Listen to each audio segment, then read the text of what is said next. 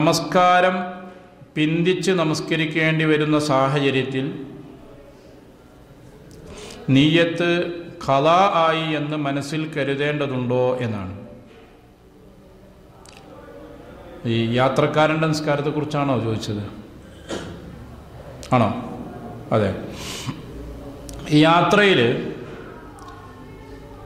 നമുക്ക് നമസ്കരിക്കുവാൻ സമയത്തിന് അല്ലാഹു വിശാലത നൽകിയിരിക്കുകയാണ്.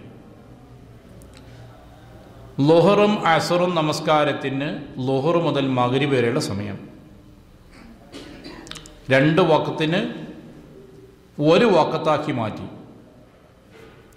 മഗ്രിബ് ഇഷ ഈ 2 നമസ്കാരത്തിന് മഗ്രിബ് മുതൽ ഫജ്ർ വരെയുള്ള സമയം.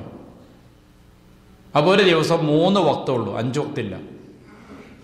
3 വഖത്ത് 5 നമസ്കാരം. അതാണ് യാത്രക്കാരന് നൽകിയിട്ടുള്ള ഇളവ്. അതിൽ തന്നെ 4 റക്അത്തുള്ള നമസ്കാരം 2 റക്അത്തായി ചുരുക്കുകയും ചെയ്യാം. നബി സല്ലല്ലാഹു അലൈഹി വസല്ലമയുടെ സമ്പ്രദായം ളുഹറിൻ്റെ മുമ്പാണ് യാത്ര പുറപ്പെടുന്നതെങ്കിൽ അസറും ളുഹറും കൂടെ അസറിൻ്റെ സമയം ആയിട്ടാണ് നിസ്കരിക്കുക. യാത്ര തുടർന്നുകൊണ്ടിരിക്കും. അസറിൻ്റെ സമയം കഴിഞ്ഞ് ഏകദേശം സമയം ആയതിനു ശേഷം വാഹനങ്ങൾ നിർത്തിയിട്ട് 2 റക്അത്ത് ളുഹർ, ഉടനെ തന്നെ 2 റക്അത്ത് അസർ ഒരുമിച്ച് നമസ്കരിക്കും. മഗ്രിബിൻ്റെ മുമ്പായിട്ട് ളുഹറും അസറും നമസ്കരിക്കണം. അതാണ് സമ്പ്രദായം.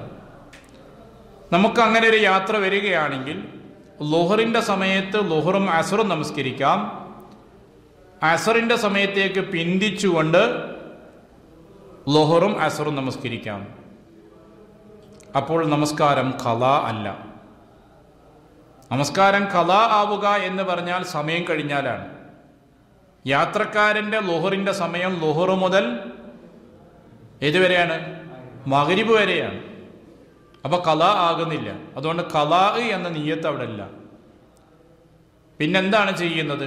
2 നമസ്കാരം ജമ്മും കസറുമായി 2ൽ ഏതെങ്കിലും ഒന്നിൻ്റെ സമയത്ത് നമസ്കരിക്കുക എന്നതാണ്. മഗ്രിബ് നമസ്കാരവും ഇശാ നമസ്കാരവും മഗ്രിബായ ഉടനെ നമസ്കരിക്കുന്നു, അല്ലെങ്കിൽ ഇശാ ആയതിൻ്റെ ശേഷം നമസ്കരിക്കുന്നു. മഗ്രിബ് 3 റക്അത്താണ്, ചുരുക്കുകയില്ല. ഇതാണ് യാത്രക്കാരനുള്ള നമസ്കാരത്തിൻ്റെ രൂപം.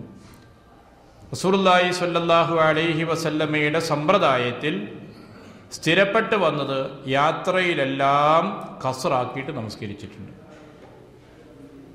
അത് 18 ദിവസത്തോളം മക്ക ഫത്തഹിലുണ്ട്, 20 ദിവസത്തോളം തബൂക്കിലുണ്ട്. എല്ലാ യാത്രയിലും ചുരുക്കിയാണ് നമസ്കരിച്ചിട്ടുള്ളത്.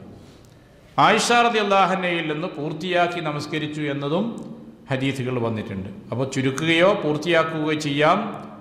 2 നേരത്തെ നമസ്കാരം ഒരുമിച്ചുകൊണ്ട് ളുഹറും അസറും ഒരുമിച്ചാക്കാം, മഗ്രിബും ഇശാവും ഒരുമിച്ചാക്കാം. സുബഹി മറ്റൊരു നമസ്കാരത്തിൻ്റെയും കൂടെ ചേർക്കാൻ അനുവാദമില്ല.